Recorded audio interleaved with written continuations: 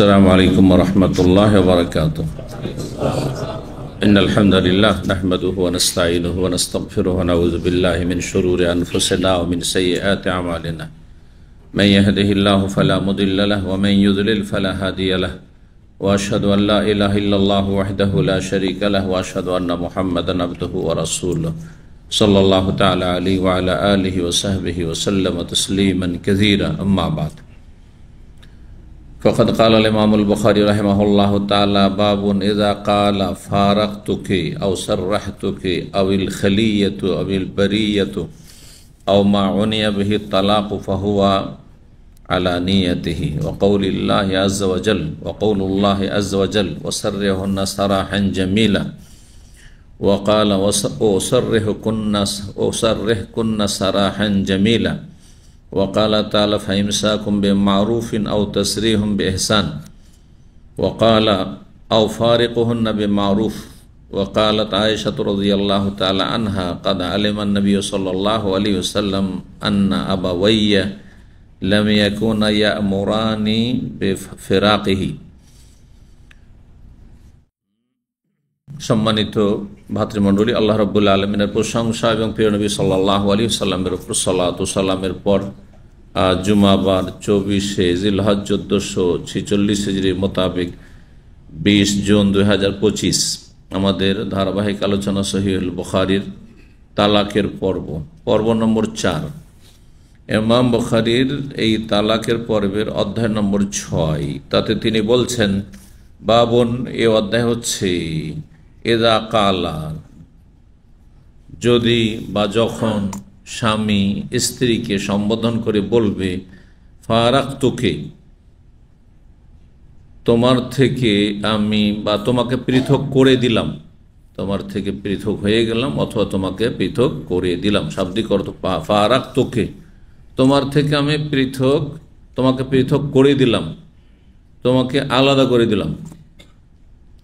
আও সাররাহতুকি, অথবা তোমাকে বিদায় করে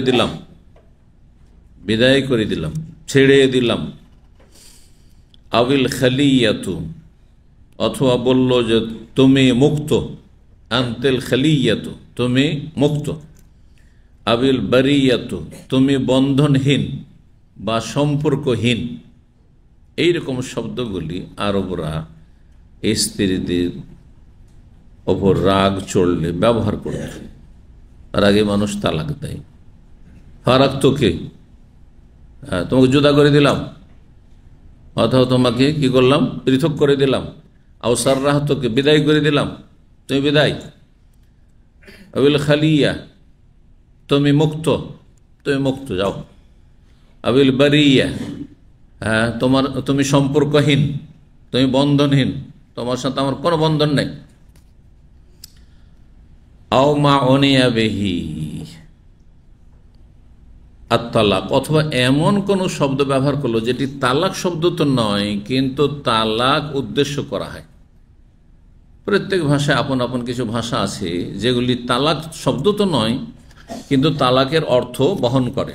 যেমন আমাদের দেশে সাধারণত কি বলে, ছেড়ে দিলাম, তাই না? আমরা যেটা আঞ্চলিক ভাষা আমরা যেটা বুঝি সেটা হচ্ছে আমি আমার স্ত্রীকে ছেড়ে দিয়েছি। কেউ যদি আমি ত্যাগ করেছি তাকে, ওর সাথে আমার কোনো সম্পর্ক নেই, এই ধরনের শব্দ যেগুলি দিয়ে উদ্দেশ্য হয় কি তালাক। স্পষ্ট তালাক শব্দ নয়। যদি বলে তালাক তাহলে তো তালাক, কিন্তু তালাক শব্দ ব্যবহার করলো না, এমন কোন শব্দ ব্যবহার করলো যেগুলিতে তালাকের ইঙ্গিত বা অর্থ বহন করে। যেমন কিছু উদাহরণ ইমাম বুখারী রাহিমাহুল্লাহ দিলেন, এইরকম আরো অনেক উদাহরণ হইতে পারে শব্দের। এমনটা যদি বলে তাহলে কি হবে? বলছেন ফাহু আলা নিয়াতিহি, তাহলে সেই পুরুষের নিয়তের উপর তা নির্ভরশীল। আমি তো বিদায় করে দিলাম, যা তোর বাপের বাড়ি যা, আমার বাড়িতে বেরিয়ে যা, রাখবো না তোকে, ঠিক না? এসব তো ব্যবহার করে। এসব উদ্দেশ্য কি, ওকে জিজ্ঞাসা করা হবে। কাজী মুসলিম হাকিম অথবা যেসব দেশে মুসলিম হাকিম নেই, এগুলো আদালতের বিষয়। কিন্তু এটা মনে রাখতে হয় যে বিয়ে, তালাক এগুলি কিন্তু আদালতের বিষয়, ফতোয়ার বিষয় নয়। ফতোয়া দিয়ে সমাধান হয় না। ফতোয়া আর আদালতে কি পার্থক্য দেখি কে বলতে পারে? ফতোয়া আর আদালতে কি পার্থক্য? যে বলতে পারেন উত্তর দেবেন। হ্যাঁ বলেন। সরকারি রুল কোনটা? আদালত। বিচার ফয়সালা। যদি আদালত না বলে আমি বিচার ফয়সালা, আদালত বলেছি না, আদালত না, আমি বলছি যে ফতোয়া আর বিচার দুটোতে পার্থক্য কি? হ্যাঁ, আমাদের সে সামাজিক বিচার হয় সেটা বাদ। সামাজিক বিচার বিচার না, বিচার মানে রাষ্ট্রীয় বিচার। বিচার মানে রাষ্ট্রীয় বিচার, যেটা সম্পর্ক কোর্টের সাথে, আদালতের সাথে। তো ফতোয়া এবং বিচার এই দুটোতে পার্থক্য দেখি কি পার্থক্য? এতটুকু বাস।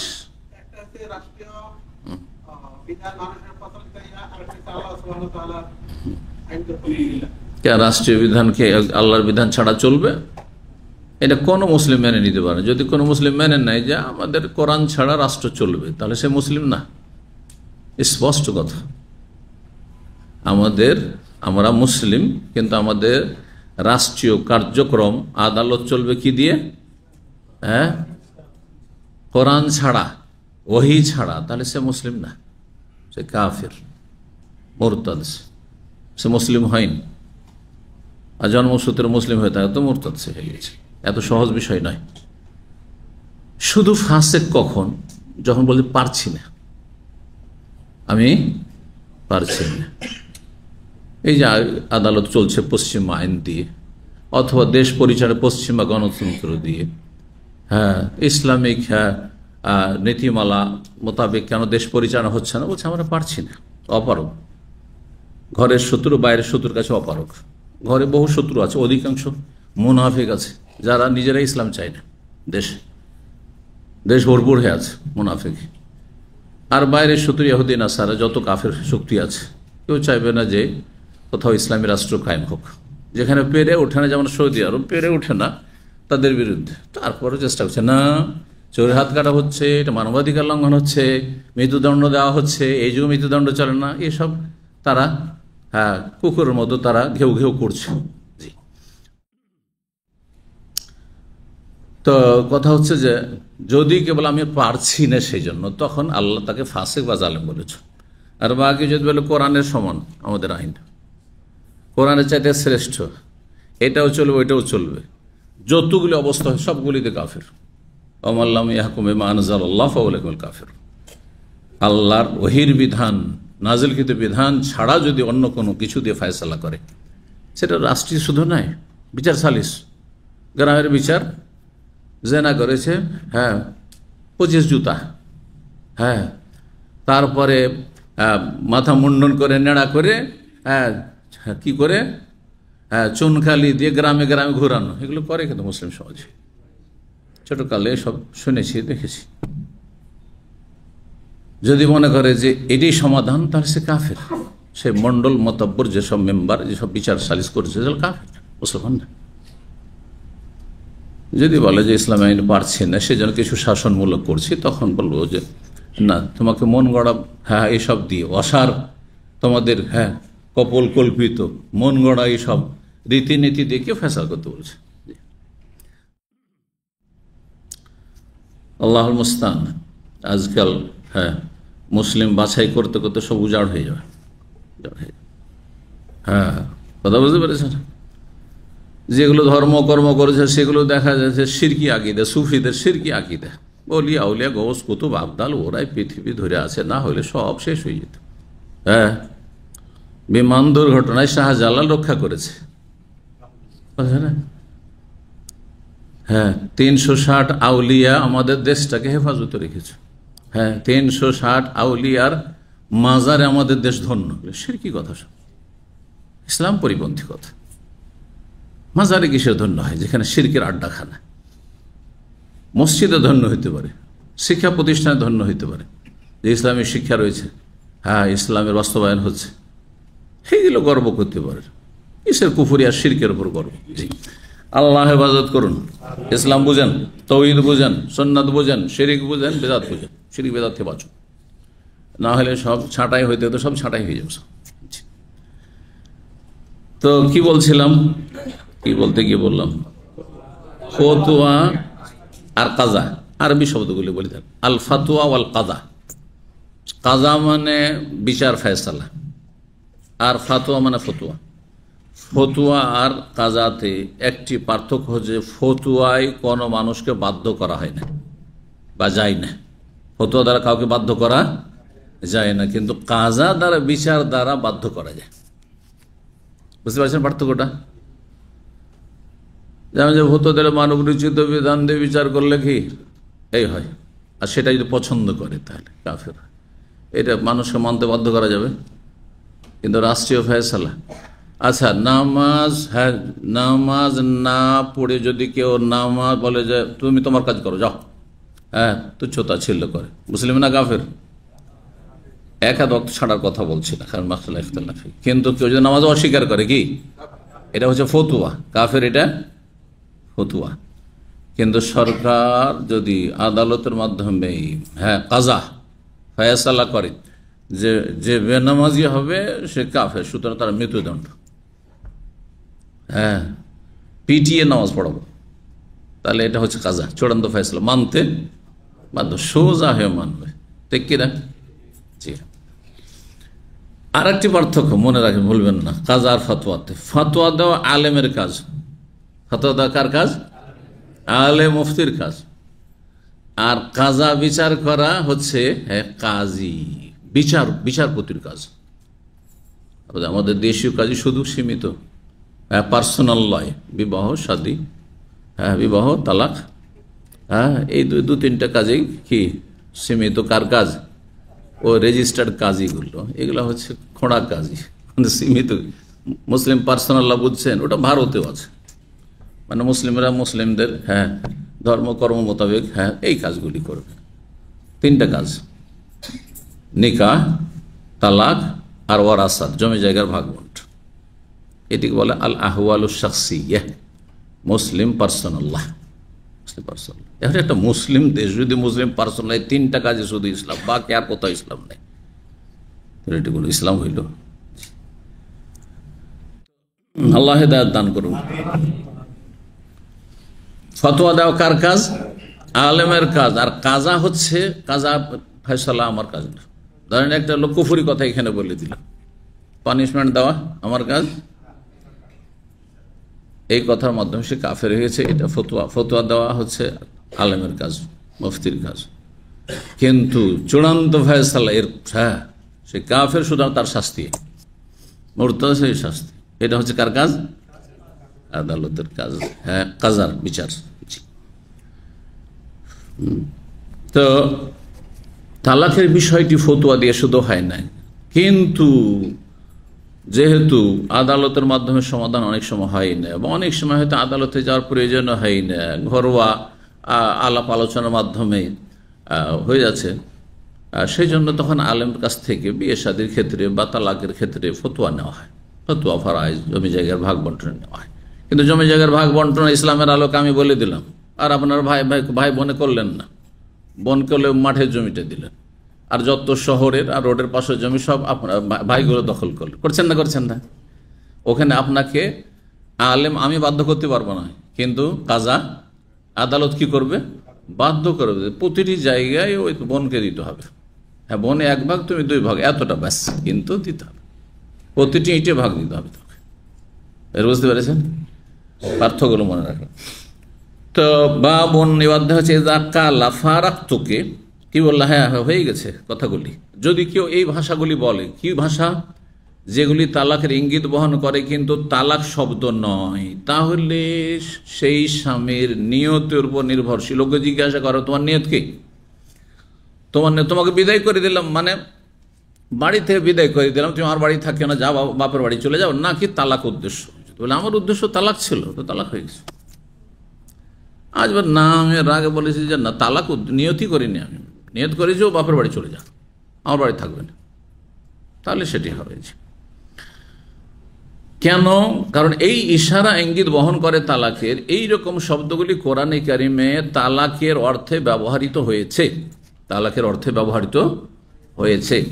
বলছেন ওয়াকাউলুল্লাহ আযম, মহান আল্লাহর বাণীর তাফসীর সম্পর্কে আল্লাহ বলছেন সূরা আহজাবের আয়াত 49, ওয়াসাররিহুন্না সারাহান জামিল। হে নবী সাল্লাল্লাহু আলাইহি সাল্লাম, তোমার স্ত্রী যদি দুনিয়া চাই তাদেরকে বলে দাও, ইন কুনতুন্না তুরিদনাল হায়াতাদ দুনিয়া ওয়া যিনাতাহা ফাতাআলাইন উমাত্তিকুন্না ওয়াসাররিহুন্না সারাহান জামিলা।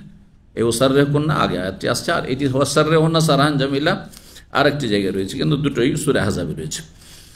ওয়াসাররিহুন্না, যেসব স্ত্রী নারীরা থাকতে চাই না, হ্যাঁ, তোমার আনুগত্য করে হে স্বামী, তাদেরকে বিদায় করে দাও সারাহান জামিলা, সুন্দরভাবে, সুন্দর আচরণের সাথে, ভালো আচরণের সাথে বিদায় করে দাও তাদেরকে।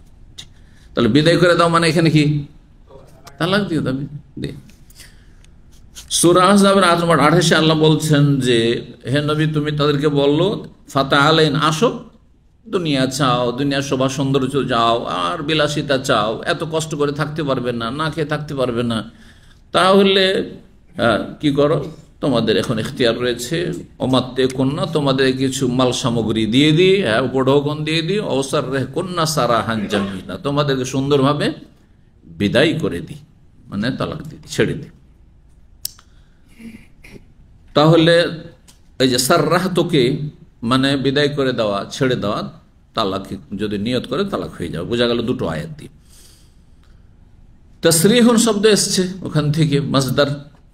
সূরা বাকারা আয়াত 229 মহান আল্লাহ বলছেন আত-তালাকু মাররাতান, তালাক হচ্ছে দুইবার করে দিয়ে ইদ্দতের মধ্যে ফিরিয়ে নিতে পারো সরাসরি।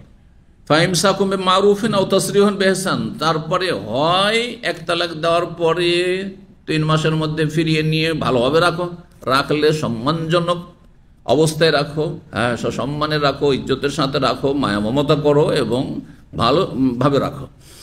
ইমসাকুন বিমারুফিন, সদাচরণের মাধ্যমে তুমি তাকে রাখো, আও তাসরিহুন, অথবা বিদায় করো, ছেড়ে দাও, বিইহসানিন, সদাচরণের সাথে, ভালো আচরণের সাথে। বিদায় করলেও ভালো আচরণ, রাখলেও ভালো আচরণ করতে হবে। এমন কিছু ভাইয়েরা আছে ভাগ্য খারাপ, স্ত্রী পরকীয়ায় লিপ্ত হয়েছে, আর আপনি ভালো মানুষ, তাহলে আসল হচ্ছে যে আপনি ছেড়ে দেবেন তাকে। কেন খবিসকে নিয়ে কেন আপনি একজন ভালো মানুষ, আপনি চরিত্রহীন না, আপনি 5 ওয়াক্ত সালাত পড়েন, প্রকাশ্য কাবিরা গুনাহ থেকে আপনি বেঁচে থাকেন, তাহলে কেন বা তাকে নিয়ে সংসার করবেন? আল খাবিসাতু লিল খাবিসিন, ও খবিস কোনো পুরুষ খুঁজে নেবে।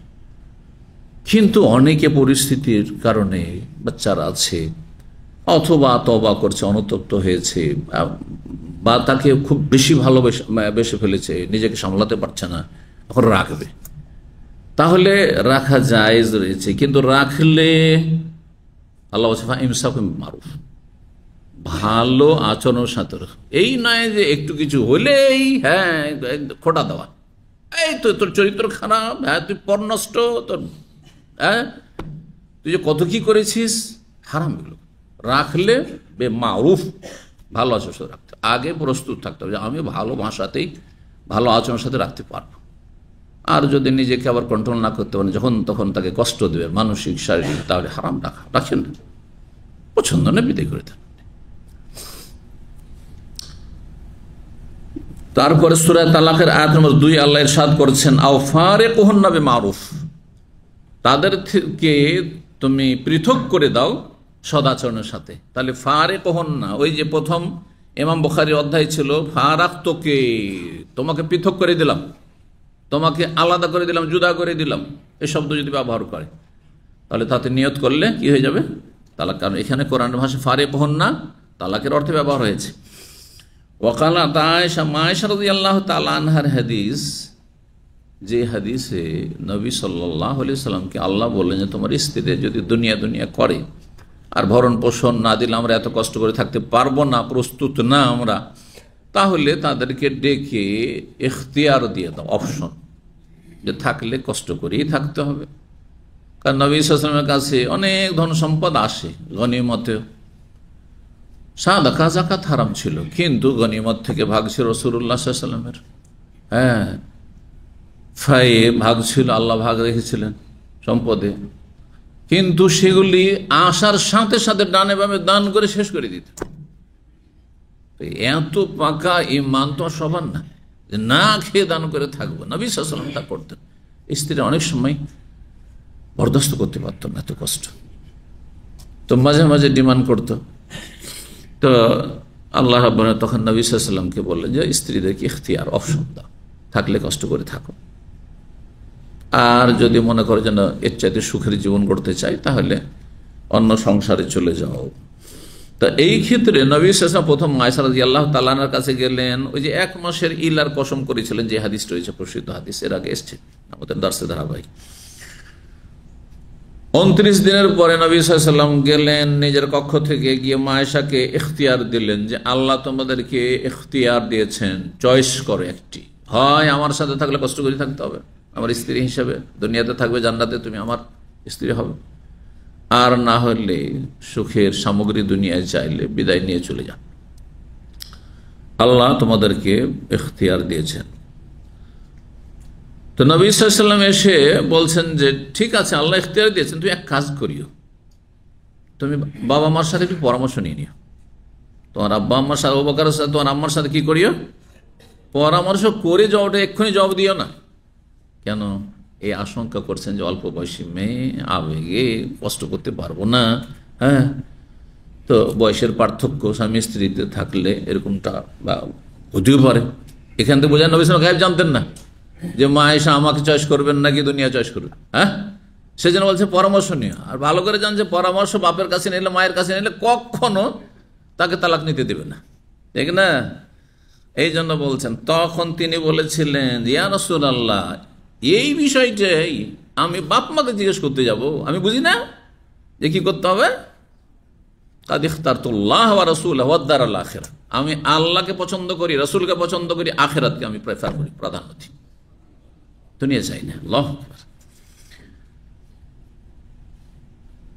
এই বিষয়ে মন্তব্য করে বলছেন মা আয়েশা ওই হাদিস, কাদ আলিমান নবী সাল্লাল্লাহু আলাইহি ওয়াসাল্লাম ভালো করে জানতেন, আন্না আবাওয়াইয়া লাম ইয়াকুনা ইয়ামুরাননি, যে আমার পিতামাতা আমাকে কখনো এই নির্দেশ দেবে না, বেফিরাকিহি, যে তার থেকে আমি কি হয়ে যাই, জুদা হয়ে যায়, পৃথক হয়ে যায়। তো পৃথকের মানে তালাক নিয়ে নি, বোঝা গেছে? তাহলে পৃথক শব্দটি ফেরাক, বিচ্ছিন্নতা, তালাকের অর্থে এখানে ব্যবহার হয়েছে। 7 নম্বর অধ্যায় বলছেন বাবু মান কালা লিমরাতিহি, এই অধ্যায় হচ্ছে কোন পুরুষ যদি তার স্ত্রীকে বলে আনতে আলাইয়া হারাম, তুমি আমার জন্য হারাম। বলে আমাদের দেশে এরকম কেউ? হ্যাঁ, আরবদের মধ্যে আরো বেশি আছে হারাম করা, স্ত্রীকে হারাম করা।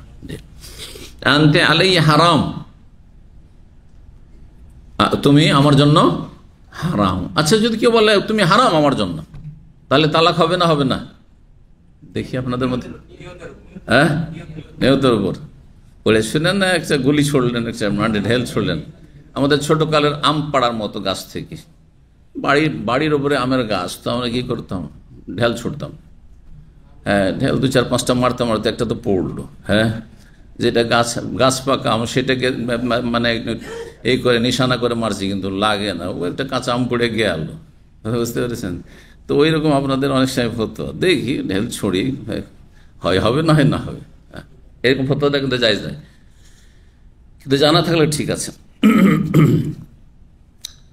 যদি আনতে আলাই হারাম, তুমি আমার জন্য হারাম, এই কথা বললি, তাহলে কি হবে? ওয়াকাল আল হাসান, ইমাম বুখারী রাহিমাহুল্লাহ এই বিষয়ে তার আগে যে সব আইম্মায়ে কেরাম এসেছেন, তাবেঈনরা এসেছেন, সাহাবায়ে কেরাম, তাদের কোন উক্তি থাকলে সেগুলি পেশ করেছেন, আর তারপরে হাদিস যে আছে সেই হাদিসগুলিতে এই প্রশ্নের উত্তর আছে। অধ্যায়গুলিতে কখনো কখনো স্পষ্ট করেননি হুকুমটি, হাদিসে আসছে অথবা সালাফে সালেহিনের উক্তিতে আসছে উত্তরগুলি।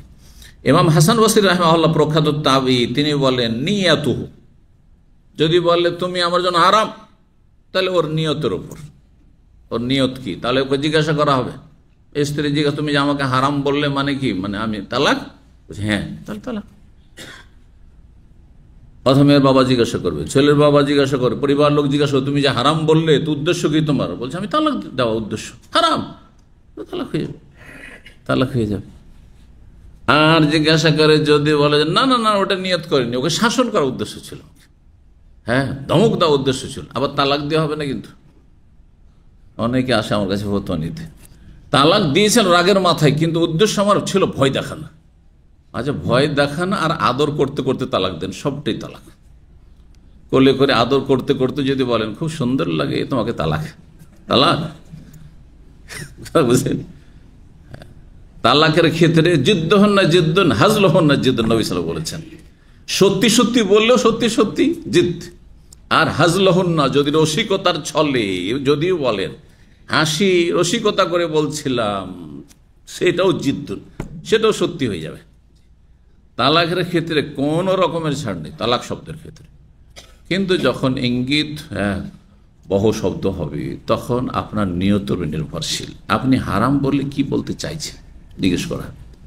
তালাক তো তালাক, যদি তালাক না হয় আমি ওকে হারাম করতে চাইছি, আমার মা যেমন আমার হারাম,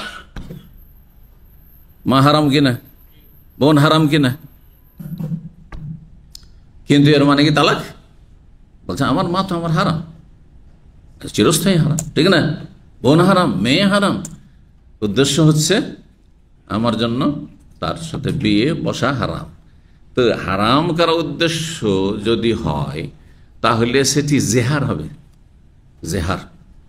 যেমন আরবরা যদি কখনো স্ত্রীকে বলে দিত, জেহার মানে পিঠ, আসলে জাহার থেকে, আনতে আলাইকা জাহারে উম্মি, হ্যাঁ তুমি আমার মায়ের পিঠের মতো, আমার মায়ের পিঠ যেমন হারাম আমার জন্য, তেমন তুমি হারাম। তাহলে জেহারের কাফারা রয়েছে, শক্ত কাফারা রয়েছে, সূরা মুজাদালা শুরুতে রয়েছে।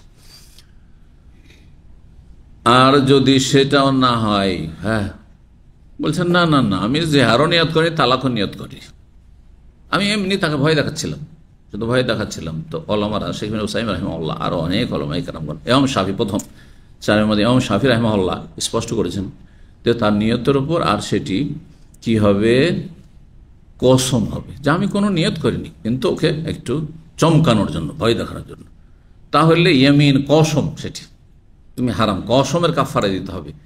এই মর্মে প্রখ্যাত সাহাবী আব্দুল্লাহ বিন আব্বাস রাদিয়াল্লাহু তাআলা আনহুমা, রাসূলের চাচাতো ভাই এবং কোরআনের সাহাবায়ে কেরামদের মধ্যে সবচেয়ে বেশি জ্ঞানী মানুষ ছিলেন তিনি, মুফাসসির, বড় মুফাসসির।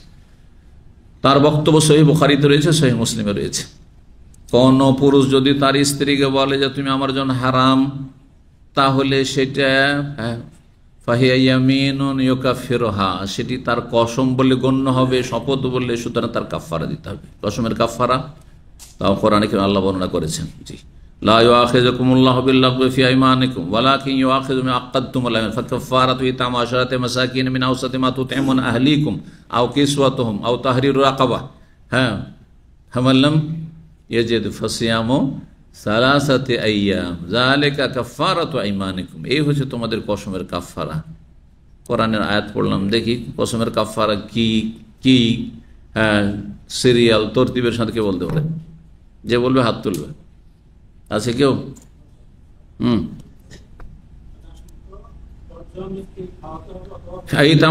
মাসাকিন, প্রথম কথা এখানে এখতিয়ার, এই তিনটির মধ্যে ঐচ্ছিক, যে কোনোটা আপনার ইচ্ছা, সমান সমান, একটার পর একটা নয়। কিন্তু ইতাম আশারাতে মাসাকিন মিন আওসাতি মা তুতঈমুনা আহলিকুম, তোমার পরিবারকে যেমনটা খাওয়াচ্ছ, হ্যাঁ মধ্যম, হ্যাঁ মানের খাবার হইতে হবে। মাঝে মাঝে খুব ভালো একবারে খাবার, বেশি খাবার খাওয়াচ্ছেন, ওই রকমও দিতে হবে না। আর মাঝে মাঝে একবারে ডাল ভাত খাওয়াচ্ছেন, ওইটাও চলবে না। মিন আওসাতে মা তুতঈমুনা আহলিকুম, মোটামুটি, হ্যাঁ একজন সাধারণ মানুষ, মোটামুটি সচ্ছল, বাড়িতে মাছ থাকে, গোস্ত থাকে, মাছ গোস্ত দিয়ে ভাত খেলে কতটা খরচ হয়, হ্যাঁ তো এইরকম আর কি। তো কি করতে হবে? 10 মিসকিনের খাবার দিতে হবে। 10 মিসকিনের খাবার এক সময় সৌদি আরব আমরা হিসাব করতাম, তো কত হইতো? হ্যাঁ একজনের খাবার আমরা 10 রিয়াল বললেই হইতো, তাহলে 10 100 বলতাম, 100 রিয়াল দিলেই হবে। আর ওরা খুব বেশি কসম খায়, 100 রিয়াল দিয়ে চলে যেত কসমের কাফার, ওকে মিসকিনকে অনেক সময়, হ্যাঁ বা 10 জনকে খাওয়াই দিত। কিন্তু এখন আর আরবরাও জানছে না, কমপক্ষে 15 রিয়াল, 10 রিয়াল নয়, ঠিক না? বা তারও বেশি হইতে পারে। তো তাহলে 150 হয়ে গেল, 15 হইলে। তারপরে এটা না হয়, এটা না হয় তাহলে কাপড় না পড়লে, ওইটাই তো বললো না হয় তাহলে। অথবা কে বললো অথবা? এইটা হচ্ছে এল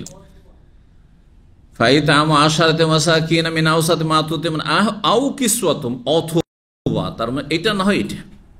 একটু আগে তো বললাম যে আপনাকে এখতিয়ার দেওয়া হয়েছে, এটা হয় ইচ্ছা হইলে এটা না, এটা না এটা। আউ তাহরিউ রাখবো, অথবা 10 মিসকিনের কাপড় 2 নম্বরে, না হলে কি একটি গোলাম স্বাধীন করা, দাস বা দাসী মুক্ত করা। আজকাল দাস দাসীর যুগ নাই, তাহলে ওটা বাদ চলে গেল। এখন তাহলে এখতিয়ার থাকলো কিসে? এই দুটোতে থাকলো, হয় 10 মিসকিনকে খাবার দেন, না হলে 10 মিসকিনের ঠিক করেন, 10 মিসকিনের কাপড় দেন। কাপড় দিলে খরচ বেশি হবে আজকাল, না খাবার দিলে? কাপড় দিলে খরচ হবে। কাপড় মানে এনে যে একটা গামছা ধরিয়ে দেবেন, কাপড় হবে নাকি? আংশিক কাপড় হইল। কাপড় মানে তাহলে একটা জুব্বা হইতে হবে, যাতে গোটা শরীরটা ঢাকে উপর থেকে নিচে। জি। অথবা একটা ধরেন লুঙ্গি আর একটা জামা হইতে হবে। জি।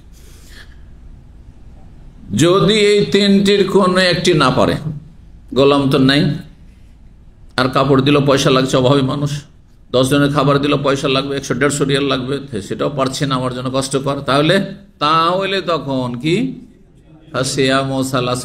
3 দিনের রোজা রাখা। জি। স্ত্রীকে হারাম করলে কমপক্ষে এটি হবে। জি। যদি বলে যে না না আমার আসলে তালাক ছিল না, একটু আমাকে ভয় দেখানোর উদ্দেশ্য ছিল, তাহলে এটি হচ্ছে ইমাম হাসান বাসরির মত, এটি ইমাম শাফির মত, এটি শেখুল হুসাইমিন আর অধিকাংশ ওলামারা বলছেন। ওয়াকালা আহলুল ইলমে, ওলামায়ে কেরামগণ বলেছেন, ইযা তাল্লাকা সালাসান। ইমাম বুখারী ওলামায়ে কেরাম বলছেন, তার মানে তার স্তর ওলামায়ে কেরাম। এই ওলামায়ে কেরাম মানে আমাদের দেশীয় ওলামায়ে কেরাম না, মাদ্রাসা ফাজেল কামেল পাশ করলি ওলামায়ে কেরাম হয়ে গেল, অথবা খুব লেকচার দিতে পারছে তাতেও আল্লামা হয়ে গেল। আলেম পাশও নয় হয়তো, বা আলেম পাশ কিন্তু খুব বড় বাগ্মী বক্তা, বাকপটু, ও আল্লামা হয়ে গেল। বড় জেহালাত এগুলো আমাদের সমাজে। না না, ওলামা, ইমাম বুখারী আলামা। ওলামায়ে কেরামদের কথা হচ্ছে কি, ইযা তাল্লাকা সালাসান, যদি 3 তালাক দিয়ে দেয় স্ত্রীকে, 3 তালাক মানে একসাথে নয়, 3 বার, এটাই সহি। কিন্তু একদল বলছেন, বড় দলই বলছেন যে 3 তালাক দিলে হারাম কাজ করলো, কিন্তু 3 হয়ে যাবে। ফাকাদ হারমাত আলাইহি, তাহলে স্ত্রী কি হয়ে যাবে? হারাম হয়ে যাবে, স্ত্রী হারাম হয়ে যাবে। ফাসাম্মাহু হারামান, যেই স্ত্রী 3 তালাকের মাধ্যমে বিচ্ছিন্ন হয়ে গেছে একেবারে শক্তভাবে, তাকে হারাম বলে ওলামারা আখ্যায়িত করেছেন। তাহলে হারাম শব্দটি যখন তখন ব্যবহার করেছেন এই ক্ষেত্রে যখন, তাহলে হারাম শব্দ দিয়ে তালাকের নিয়ত করলে তালাক হয়ে যাবে। এবার বুঝতে পেরেছেন দলিলটি? যুক্তি দলিল। ফাসাম্মু হারামান, তাকে হারাম বলেছেন কিসের মাধ্যমে? তালাকের মাধ্যমে, ফেরাক আর বিচ্ছিন্নতার মাধ্যমে, স্বামী স্ত্রীর বিচ্ছিন্নতা। ওয়ালাইসা হাযা কাল্লাযী ইউহারিমু আত-তা'আম, কেউ কেউ বলেছেন যে না, হারাম বললে কিছু হবে না, তালাকও হবে না, আর যে হারাম কিছু হবে না। তো তাদের খণ্ডন করছেন ইমাম বুখারী, বলছেন যে এটি এমন কথা নয় যে কোনো ব্যক্তি কি করলো, ইউহারিমু আত-তা'আম, খাবারকে হারাম, আমার জন্য ভাত হারাম। কেউ যদি ভাতকে হারাম করে দেয়, ভাত খালে শরীর ভারী হয়ে যাচ্ছে, সুগার বেড়ে যাচ্ছে, ভাত হারাম ওর জন্য, আমার জন্য চিনি হারাম, তাহলে কি হারাম হয়ে যাবে নাকি? হারাম হবে না। লিআন্নাহু লা ইউকাল্লিু তামিল হিল হারামুন, কারণ হালাল খাবারকে হারাম বলা যায় না। আপনি খাবেন না সেজন্য বলেছেন, কিন্তু হালাল খাবার, ভাত, রুটি, তরকারি, সেটাকে কখনো হারাম বলা যায় না। কিন্তু তালাক প্রাপ্তাকে হারাম বলা হয়। যে স্ত্রী একসময় আপনার স্ত্রী ছিল, কিন্তু এখন তালাক হয়ে গেছে, ও আমার জন্য হারাম। হারাম নয়? জি। তার দিকে তাকানো হারাম, জি। তার সাথে নির্জনতা হারাম, তাকে নিয়ে সফর করা হারাম। একসময় আপনি তার সাথে যুগ যুগ ধরে একই বিছানায় কাটিয়েছেন, মিলিত হয়েছেন শারীরিকভাবে, ওয়ায়ুকাল লিল মুতাল্লাকাতি হারাম, তালাক প্রাপ্তাকে হারাম বলা হয়ে থাকে। ওয়াকাল ফি তালাকে সালাসান, 3 তালাক হয়ে গেলেই ক্ষেত্রে আল্লাহ রাব্বুল কোরআনে কারীমে সূরা বাকারা ইরশাদ করেছেন 229 নম্বর আয়াতে যে ফাইন তাল্লাকা ফালা তাহিল্লু লাহু মিন বাদু হাত্তা তানকিহা যাওজান গায়রা, তৃতীয় তালাক যদি দিয়ে দেয়, 1 হলো 2 হলো 3 হয়ে গেল, তার ফালা তাহিল্লু লাহু, সেই স্ত্রী হালাল নয়। মানে হালাল নয় মানে কি? হারাম। তাহলে যেই স্ত্রীকে 3 তালাক হয়ে গেছে তাকে আল্লাহ হারাম বললেন না বললেন না? হালাল নয় বললেন মানে হারাম বললেন। জি, এক কথা বলতে চাইছেন যে হারাম স্ত্রীকে করলে আর যদি নিয়ত করে তো তালাক হয়ে যাবে, এ কথা বললে হবে না, কসমের কাফারা দিয়ে চলবে, সব ক্ষেত্রে না। ও যদি বলে আমার নিয়ত তালাকই ছিল, আমি কাফারাটা দিয়ে দিই, চলবে? তালাক হয়ে যাবে। হালাল অতক্ষণ পর্যন্ত হবে না সেই স্ত্রী যাকে 3 তালাক দেওয়া হয়েছে, 3 তালাকের পর মিম্বাদি তালাকে সালাস হাত্তা তানকিহা যাওজান গায়রা, যতক্ষণ অন্য স্বামীর সাথে বিয়ে না বসবে, চুক্তি করে নয়। 5264 নম্বর হাদিস বর্ণনা করছে ইমাম লাইস তার ওস্তাদ ইমাম নাফে তাবেঈ থেকে, তিনি বলছেন কানা ইবনে ওমর, তার ওস্তাদ ছিলেন প্রখ্যাত সাহাবী আব্দুল্লাহ বিন ওমর রাদিয়াল্লাহু তাআলা আনহুমা। আব্দুল্লাহ বিন ওমরকে যখন জিজ্ঞাসা করা হতো ইজা সুইলা আম্মান তাল্লাকা সালাসান, ওই ব্যক্তি সম্পর্কে যে 3 তালাক স্ত্রীকে দিয়ে ফেলেছে, লাউ তাল্লাকতা মাররাতান আও মাররাতাইন, তুমি যদি 1 বার বা 2 বার তালাক দিতে তো এটা তোমার জন্য ভালো হইতো, যে ফিরিয়ে নেওয়ার সুযোগ থাকতো। এই জন্য গত আলোচনায় আমাদের, যেহেতু সোমবার মঙ্গলবারে বুখারীর দর্শ হয়, সেখানে আলোচনা করেছি, আপনাদের অবগত আবার বলছি সে কথাটি। সুন্নতি তরিকা এই নয় যে 3 মাসে 3 তালাক দিয়ে ফাইনাল করে দেন, যদিও জায়েজ আছে, আমি রাখবোই না 3 তালাক 3 মাসে দিয়ে দেবো, 3 বারে দিয়ে দেবো, কিন্তু এটা করলে আপনি আপনার সামনে রাস্তাকে বন্ধ করে দিলেন, আপনি নিজেই ক্ষতিগ্রস্ত। এক সময় হতে পারে যে আপনি প্রয়োজন বোধ করলেন যে না, একে আমাকে ফিরেই তো হবে, যে কোনো কারণে হোক না কেন, এই কাজ করবেন না। সুন্নতি কাজ কি? 1টি তালাক দেন, এমন পবিত্রতাই, যেই পবিত্রতাই, হ্যাঁ বলছেন না কেন, কি শিখলেন তাহলে তালাক শুনে? সহবাস হয়নি, হ্যাঁ, যাতে করে পেটে বাচ্চা আসার কোনো সম্ভাবনা না থাকে, কোনো সহবাস হয়নি, আর সহবাস হয়নি তারপরে যদি পেটে বাচ্চা চলে আসে, তাহলে জানবেন যে আমার নয়, এটা তার সাথে মিলিত হয়নি মাসিকের উপরে, তারপরে তাকে ছেড়ে দেন, রাখেন। আর যেহেতু এখন আপনার বন্ধনে আছে ইদ্যত পর্যন্ত, বাড়ি থেকে বের করা চলবে না, আপনার বাড়িতে থাকবে, কিন্তু তার কাছাকাছি যাবেন না, বিছানা আলাদা, রুম আলাদা, যাতে এমন না হয় যে তালাক দিয়ে আপনি রাখবেন আবার একই রুমে রেখে আর সামলাতে পারলেন না, এমনটাও না। আবার যখন তোকে তালাক দিয়ে দিয়েছি, তোকে ভাত কেন দেবো, আর তোকে জায়গা কেন, বাস করতে কেন দেবো, ভরণ পোষণ কেন দেবো, তাড়িয়ে দেবেন, এটা হারাম। সূরা তালাক আল্লাহ বলছে ওয়ালা তুখরিজুহুন্না মিন বুয়ুতিহিন্না ইল্লা ইয়াতিনা বিফাহিশাতিন মুবায়্যানা, বাড়িতে বের করতে পারবে না। তালাক প্রাপ্তাকে যতদিন ইদ্যতে আছে, 3 মাসিক পর্যন্ত, পেটে বাচ্চা থাকলে, হ্যাঁ, বাচ্চা প্রসব করা পর্যন্ত বাড়িতে রাখতে হবে। আসকিনুহুন্না মিন হাইসু সাকানতুম মিন ওয়াজদিকুম, যেই বাড়িতে তুমি বাস করো সেই বাড়িতে তোমার সাধ্য মতো ওই রকম বাড়িতে বাসাতে, তোমার যতটা যোগ্যতা আছে ওই রকম বাসায় রাখতে হবে। এই নয় যে তালাক যখন দিয়ে দিচ্ছি একটা কুড়ে ঘরে ফেলে দিই, হ্যাঁ, বাইরের সেই যে ঘরটা আছে নিরাপত্তা যেখানে নেই সেখানে রেখে দিই, না, জায়েজ নাই। ওয়ালা তুদারুহুন্না, ক্ষতি করবে না, কাছাকাছি থাকলেও রাখবোই না, তো যা পারি ক্ষতি করি, হ্যাঁ, লতুদাইয়িকু আলাইহি, যাতে পালাতে বাধ্য হয়, এটাও হারাম। সুবহানাল্লাহ। অথচ তার সাথে সংসার করবেন না, তার সাথে কোনো স্বার্থ নেই, কিন্তু আল্লাহর ভয়ে, আল্লাহর হুকুম পালনে, আল্লাহর সন্তুষ্টির জন্য ভালো আচরণ করতে হবে। আল্লাহ আরো বলেছেন ওয়ানফিকুহুন্না, হ্যাঁ, ওয়ানফিক আলাইহিন্না, তাদের উপরে কি করো, খরচ খরচা করো, ভরণ পোষণ দাও, খরচ খরচা চালাইতে হবে, তার যেসব খরচ লাগে, যে সময়টাতে 3 মাসিক পর্যন্ত ইদ্যত পর্যন্ত আছে, তাকে খাওয়া দাওয়া দিতে হবে, পোশাক না থাকলে পোশাক দিতে হবে, নাফাকা সুকনা দূরে দিতে হবে। কিন্তু যখন ইদ্যত পার হয়ে গেল, 3 মাসিক পার হয়ে গেল, তখন আর আপনার সাথে বিবাহ বন্ধন নেই, আপনার হারাম হয়ে গেছে। 1 তালাক দিয়ে ছেড়ে দেন, রাখবেন না, তাকে স্পর্শ করিয়েন না, আর তাকে বাড়ি থেকেও বের করবেন না, রাখলেন, আর তারপরে তখন 3 মাসিক যখন হয়ে গেল সে বাবার বাড়ি চলে, যেহেতু আপনার বিবাহ বন্ধন নেই, আপনার সাথে আর কোনো সম্পর্ক, বৈবাহিক কোনো সম্পর্ক নেই, শেষ হয়েছে। 1 তালাক দিয়ে রাখলেন কিনা? 1 তালাক দিয়ে 20 বছর, 30 বছর, 50 বছর, শেষ জীবনও আপনিও বুড়ো হয়ে গেছেন, সেও বুড়িয়ে গেছে, সুযোগ আছে না নেই? যাক আমার স্বামী ছিল, হ্যাঁ যাক আমারই তো স্ত্রী ছিল, আর আমি তো এখন অচল হয়ে গেছি, তো আমারও খেদমতের দরকার। সেও ভাবছে যে জীবনে অনেক খেদমতি করেছি, যদিও ছুটে গেছে, যাক সে যখন বলছে বিয়ে, তো বিয়ে করেনি। পারবেন না? পারবেন না? নতুন করে বিয়ে বসে যান। কিন্তু 3 মাসে 3 তালাক দিয়ে দিলেন বেকুপের মতো, আর তারপরে যখন কোনো এক সময় প্রয়োজন হয়ে গেল যে না রে একে তো ফিরে, তো আর পারবেন ফিরে দেয়? তাহলে সুন্নতি তরিকাটা হচ্ছে এটা, যে 1টা তালাক দেওয়া যথেষ্ট। জি।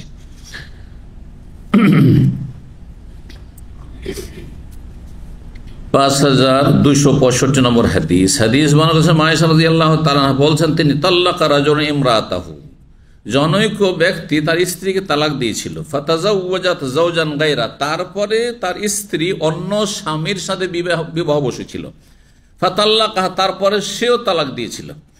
ওয়াকানাত মাহু মিসলুল হুদুবাতি, কেন তার সাথে তালাক হয়েছিল? আসলে ওই স্ত্রী দ্বিতীয় স্বামীর কাছে থাকতে চায়নি। কি জন্য থাকতে চায়নি? কারণ তার লিঙ্গ ছিল কাপড়ের কিনারার মতো। কাপড়ের কিনারার মতো। কারো কাছে গামছা আছে? গামছা না হলে তো বাঙালি হয় না, একটা গামছা তো রাখবে না, কারণ এগুলোতে তো আপনার পাড়ে ওই ইয়ে নেই, সুতা বেরিয়ে নেই, হ্যাঁ সুতা সেলাই করা আছে। তো যেই পাড়ে সুতা বেরিয়ে থাকে ওই সুতাটা এই কাপড়ের চাইতে দুর্বল, ঠিক না? তো তার লিঙ্গ এই সুতা, যে কাপড়ের অগ্রভাগে যে সুতা বেরিয়ে আছে ওই রকমের দুর্বল, তার মানে তার যৌন ক্ষমতা মোটেই ছিল না দ্বিতীয় স্বামীর। তো ওটা কেন থাকবে? সেজন্য তার কাছ থেকে তালাক দিল।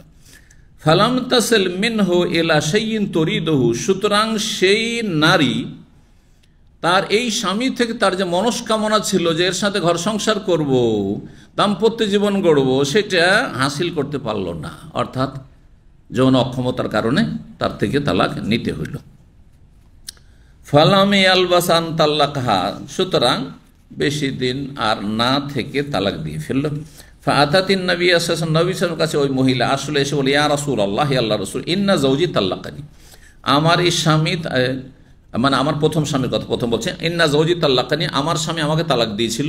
ওয়া ইন্নী তাযাওয়াজতু যাওজান গায়রা, তারপরে আরেকজন স্বামীর সাথে আমি বিয়ে বসেছিলাম। ফাদাখালা বি, আমাকে নিয়ে সে বাসরে প্রবেশ করেছিল, মানে তার সাথে বাসর করেছি 1 রাত। কিন্তু ওয়ালাম ইয়াকুন মাহু ইল্লা মিসলুল হুদুবা, তার কাছেই এই কাপড়ের কিনারার সদৃশ্য ছাড়া আর কিছুই নেই। কাপড়ের কিনারা সদৃশ্য বই কিছুই নেই, মানে যেমনটা বললাম হুদুবা। ফালাম ইয়াকরাবনি ইল্লা হানাতান ওয়াহিদা, সুতরাং আমার কাছাকাছি সে আমার ঘনিষ্ঠ হতে শুধু একবার পেরেছে, একবার, তবুও তাতে মিলন হয়নি। মানে একটাতে একবার সে চেষ্টা করেছে, কিন্তু একবার মিলন যেটা সেটা হয়নি। হানাতুন ওয়াহেদা, হানা মানে মাররাতুন ওয়াহেদা এখানে, কিন্তু মাররাতুন ওয়াহেদা আমভাবে না, হানা বলা হয় লজ্জা স্থান গুপ্তাঙ্গের ক্ষেত্রে। শুধু একবার গুপ্তাঙ্গের সম্পর্ক হয়েছে, মানে শারীরিক সম্পর্ক হয়েছে, যেটা ভদ্র ভাষায়। লামিয়াসেল মিন্নি এলাশাই, কিন্তু সে আমার কোনো কিছুতে পৌঁছিতে পারেনি। কারণ স্পষ্ট না বললে মাসলা ক্লিয়ার হবে না। 1 রাত কাটিয়েছি দিয়ে ফতোর উত্তর হবে? আরে 1 রাত স্বামী স্ত্রী এক বিছানায় কাটিয়ে সহবাস হয়েছে, হ্যাঁ যদি আপনি অস্পষ্ট রেখে দেন, হ্যাঁ সে চেষ্টা করেছিল কিন্তু না, পুরুষ লিঙ্গ স্ত্রীলিঙ্গে প্রবেশ করেনি, তাহলে হালাল হয়নি। বুঝতে পারছেন? এই জন্য দ্বীনের মাসলা মাসাইলের ক্ষেত্রে লজ্জা করে চলবে না। ইন্নাল্লাহ লা ইয়াস্তাহি মিনাল হক, হাদিস রয়েছে যে আনসারী মহিলারা এসে এইরকম ধরনের মাসলা মাসাইল জিজ্ঞাসা করতো, যেগুলোতে সাধারণত মহিলারও লজ্জা পায়, একটা পুরুষ মানুষ মহিলার কাছ থেকে শুনলে লজ্জা পাবে, জিজ্ঞাসা করত। তখন মুহাজির মহিলারা তারা তখন তাদের সমালোচনা করতো যে কত নির্লজ্জ বেহায়া এইসব মহিলা এসে নবী সাল্লাল্লাহু আলাইহি ওয়াসাল্লামকে এই ধরনের মাসলা জিজ্ঞাসা করে, ইস্তেহাজার মাসলা জিজ্ঞাসা করছে, হাইজের মাসলা জিজ্ঞাসা করছে, এই সহবাসের মাসলা জিজ্ঞাসা করছে, মহিলাদের আবার বীর্যপাত হয় কিনা ওইসব জিজ্ঞাসা করছে, গোসল ফরজ হয় কিনা, স্বপ্নদোষ হয় কিনা। লজ্জাকর। তখন নবী সাল্লাল্লাহু আলাইহি ওয়াসাল্লাম বললেন, নেমান নেসা ও নেসাউল আনসার, আনসারি মহিলারা কতই না ভালো মহিলা, কতই না নেক মহিলা, যে লাম ইয়ামনাহুন্নাল হায়াউ আন ইয়াতাফাক্কাহনা ফিদ্দিন, তাদের লজ্জা শরম তাদেরকে দ্বীনের ফিকহ জ্ঞান অর্জনে বাধা দিতে পারে না। দ্বীন শিখার ক্ষেত্রে কোনো লজ্জা নেই। তবে এর চাইতে উত্তম হচ্ছে যদি তার কোনো পুরুষ থাকে তাকে দিয়ে জিজ্ঞাসা করতে পারবে, স্বামী আছে তো স্বামীকে দিয়ে জিজ্ঞাসা করাবে। কিন্তু অনেক সময় অনেক মাসলা মাসাইল স্বামীকে দিয়ে জিজ্ঞাসা করা সম্ভব হয়তো হয় না, কারণ স্বামীকে দিয়ে জিজ্ঞাসা করালে ওটাতে মাইন্ড করবে, অথবা তার বিপরীত যাবে, তার মা বাবার বিপরীত যাবে। অনেক মাসাইল এরকম পারিবারিক মাসলা ঘরোয়া মাসাইল হয়ে যায়, তো ইত্যাদি ইত্যাদি। আচ্ছা, যদি একজন মহিলা স্বামীকে জিজ্ঞাসা করে, আচ্ছা জিজ্ঞাসা করো তো, যদি মহিলা স্বপ্নদোষ হয়, হ্যাঁ শেখকে জিজ্ঞাসা করো মহিলা স্বপ্নদোষ হয়, তাহলে কি গোসল করতে হবে? তখন ওই স্বামীর পালপিটেশন শুরু হয়ে যাবে, তার মানে আমার স্ত্রী স্বপ্নদোষ হয়, হ্যাঁ কার সাথে যে স্বপ্নদোষ হয়, অনেকের ইমান দুর্বল, অথচ এখানে কোনো এখতিয়ার নেই। রাত্রে স্বপ্নে, হ্যাঁ হয়তো আপনি পুরুষ মানুষ, যে কোনো পুরুষ মানুষ অন্য একজন বেগানা মহিলার সাথে দেখতে পারে, পারে না, তেমনি সেটা আপনার স্ত্রীরও ঘটতে পারে, যে আপনাকে না দেখে স্বপ্নে অন্য কাউকে দেখছে, না সে তার এখতিয়ারে দেখছে। কিন্তু কোন মহিলা যদি বলে যে আমি আজকে যে স্বপ্নদোষ হয়েছে আমি বেগানা পুরুষকে দেখেছি, কোনো স্বামীর গায়রাত মেনে নেবে? তাহলে অনেক সময় মাসলা স্বামীকে দিয়েও জিজ্ঞাসা করা সম্ভব হয় না, যেটা বলছিলাম। তো একবার শুধু সে চেষ্টা করেছে, কিন্তু লাম ইয়াসিল মিন্নি ইলা শাই, ক্লিয়ার করে দিলেন সে আমার কোনো কিছুতে পৌঁছাতে পারেনি, মানে আমার মনস্কামনা বা তার মনস্কামনা পূরণ করতে পারেনি। সেও তার মনস্কামনা পূরণ করতে পারে, স্বামী স্ত্রীর মনস্কামনা কি, যৌনসম্পর্ক হোক, সহবাস মিলন হোক, করতে পারে। আফা আহিল্লো লেজৌজি আল আউয়াল, আমার আগের স্বামীর জন্য কি আমি হালাল হইতে পারবো? তার সাথে এক বাসর করেছি কিন্তু সহবাস হয়নি, ওইরকম ভাবে। ফাকালা রাসূলুল্লাহ সাল্লাল্লাহু আলাইহি ওয়াসাল্লাম বললেন, লা তাহিল্লিনা লিজাওজিকাল আউয়াল, তুমি তোমার প্রথম স্বামীর জন্য হালাল হবে না, মানে হারাম। হালাল হবে না মানে কি? হারাম। হাত্তা ইয়াজুকাল আখার ওয়াসাইলা, তাকে যতক্ষণ পর্যন্ত দ্বিতীয় স্বামী তোমার স্বাদ না গ্রহণ করবে, তোমার মজা, আসল থেকে, আসল মানে মধু, তোমার মধু তোমার স্বাদ গ্রহণ না করবে, ওয়া তাজুকি ওয়াসাইলা, তাও তুমি তার স্বাদ গ্রহণ না করবে, তুমি তার স্বাদ আস্বাদন না করবে। স্বাদ মানে সহবাস, সহবাস এমন একটি বিষয় যেটা বিবাহিত মানুষ হ্যাঁ বুঝছে বিষয়টি, যে সুবহানাল্লাহ, মাথা থেকে পা পর্যন্ত প্রতিটি অঙ্গ প্রত্যঙ্গ, প্রতিটি লোমকূপ, তাতে হ্যাঁ কি তৃপ্তি হ্যাঁ অনুভব করে। এই হিকমতের কারণে বিবাহিত ব্যক্তি যাকে আল্লাহ এই নিয়ামত দিয়ে ধন্য করেছেন, সে যদি জেনা ব্যভিচারে লিপ্ত হয়, যে হারাম জেনার মাধ্যমে সে মাথা থেকে পা পর্যন্ত প্রতিটি তার অঙ্গ প্রত্যঙ্গ, প্রতিটি তার লোমকূপ হ্যাঁ স্বাদ পেয়েছে, হারাম স্বাদ পেয়েছে। যখন হারাম স্বাদ পেয়েছে, সুতরাং এমন শাস্তি দেওয়া হবে, মৃত্যুদণ্ড এমন ভাবে, যাতে মাথা থেকে পা পর্যন্ত প্রতিটি লোমকূপ হ্যাঁ আযাব শাস্তির হ্যাঁ দণ্ডবিধানের মজা পায়, স্বাদ পায়, কষ্ট পায়। এই জন্য পাথর মেরে সংস্কার হয়। যখন পাথর মেরে মেরে মারা হবে, হ্যাঁ যেখানেই পাথর লাগুক না কেন, গোটা শরীর ব্যথায় জর্জরিত হবে, ব্যথিত হবে। এই হিকমত হচ্ছে সংসারের, রজমের। পক্ষান্তরে পেশাস, খুনের বদল খুন, না পাথর মারলে সীমা লঙ্ঘন হবে, কি করতে হবে? ধারালো তরবারি দিয়ে তাকে হত্যা করতে হবে, বরং ফাঁসিতে চড়ানো জায়েজ না ইসলামে। এগুলো অনেক মানুষ বোঝেন না। আজকাল মানব রচিত বিধানে মৃত্যুদণ্ড ফাঁসিতে দেওয়া হচ্ছে, ইসলামে জায়েজ না এটা। ফাঁসি ইসলামে নেই, সৌদি আরব ফাঁসিটা সে হয় না। আল কাতল বিসসাইফ হয়, তরবারি দিয়ে হত্যা হয়। কারণ তরবারি দিয়ে যত তাড়াতাড়ি এবং যতটা আরাম দেওয়া সম্ভব হত্যার ক্ষেত্রে, হত্যা করা আল্লাহ ফরজ করেছেন, কিন্তু আরাম দাও বলেছেন। সহিহ মুসলিমের হাদিস, ইন্নাল্লাহ কাতাবাল ইহসান আলা কুল্লি শাই। সুবহানাল্লাহ, আল্লাহ রবের প্রতিটি বস্তুর ক্ষেত্রে এহসান, সদাচরণ, নিষ্ঠা আল্লাহ ফরজ করেছেন। যতটা পারেন ভালো করেন। মৃত্যুদণ্ড দিচ্ছেন মানে কষ্ট দিবেন তাকে, হ্যাঁ, গলাটা চিপে ধরবে আর ছটপট ছটপট ছটপট করে ফাঁসিতে আর ওইভাবে মারা যাবে? না না না, মোটেই না। এমন ধারালো তরবারি দিয়ে দ্বিখণ্ড করো যে সাথে সাথে সে তার কষ্ট শেষ হয়ে গেল, এক মুহূর্তের মধ্যে, 1-2 সেকেন্ডের মধ্যে শেষ। বুঝতে পেরেছেন? জি হ্যাঁ।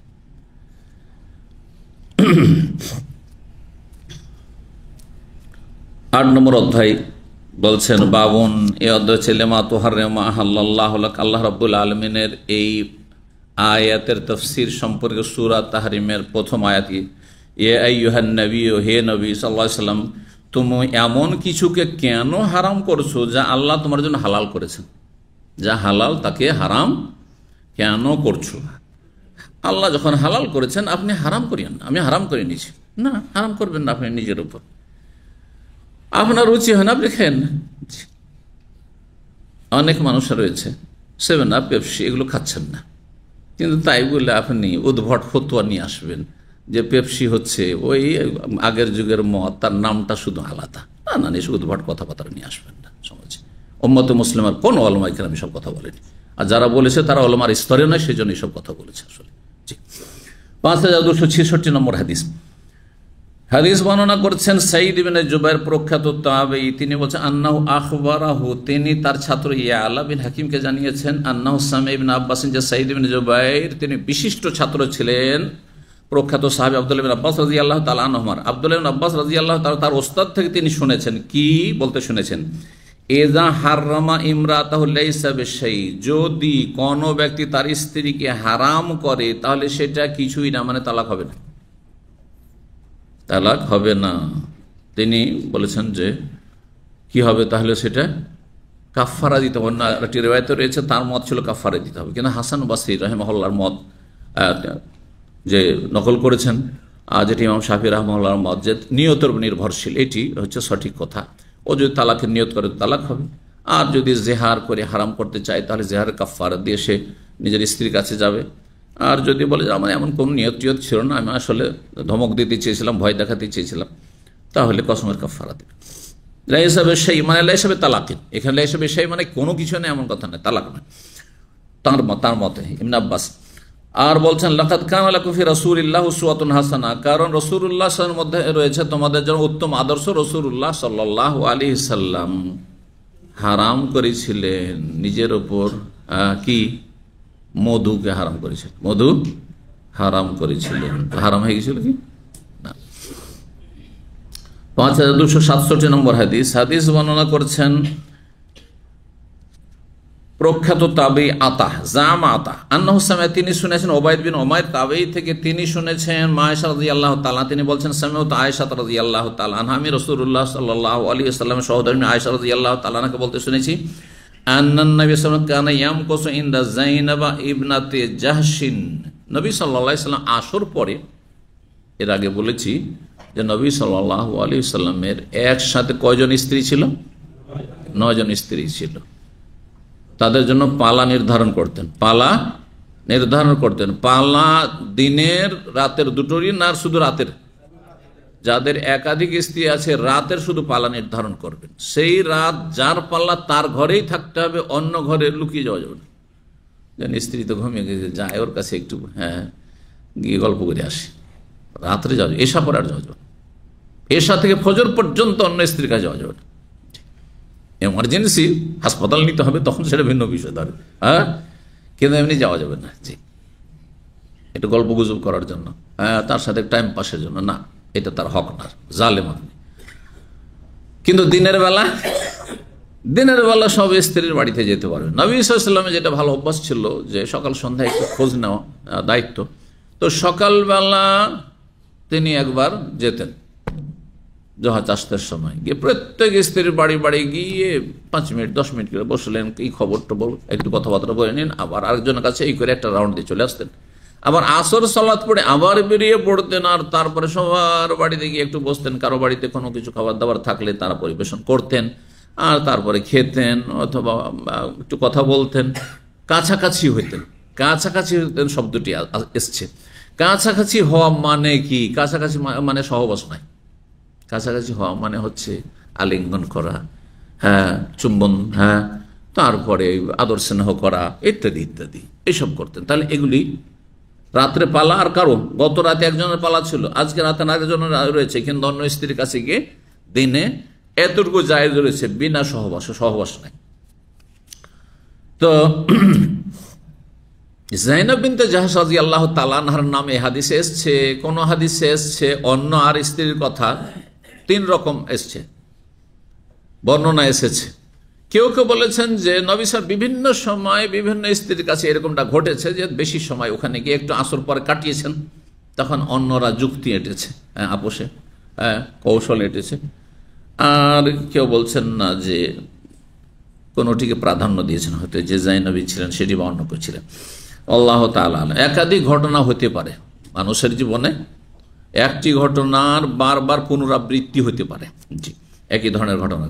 তো নবী সাল্লাল্লাহু আলাইহি সাল্লাম সম্পর্কে মা আয়েশা বলছেন, কানা ইয়ামকুসু ইনদা যায়নাব বিনতে জাহাশ, জাহাশের মেয়ে যায়নাব যে নবী সাল্লাল্লাহু সহধর্মিণী, তার কাছে গিয়ে অবস্থান করতেন রাসূলুল্লাহ সাল্লাল্লাহু আলাইহি ওয়াসাল্লাম। ওয়াশরাবু ইনদা আসলান, আর তার বাড়িতে গিয়ে মধু পান করতেন। আসালান, তার বাড়িতে গিয়ে মধু পান করতেন, গেলেই তিনি মধু খাওয়াতেন। এক একজনের এক একটা অভ্যাস, যেটা যাকে বেশি পছন্দ লাগে সেটা বাড়িতে পর্যাপ্ত করে রাখার চেষ্টা করে, তাই না?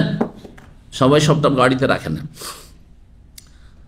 তো এতে আয়েশা রাদিয়াল্লাহু তাআলা আনহাকে কষ্ট লাগতে লাগলো, ঈর্ষা হইতে লাগলো। এটা আবার কি, আমাদের কাছে আসলে 5 মিনিট 10 মিনিটে চলে যায়, আর ওখানে গেলে দেখি যে আধা ঘন্টা থেকে যায় কেন, আমার চাইতে বেশি সময় কেন ওখানে কাটায়।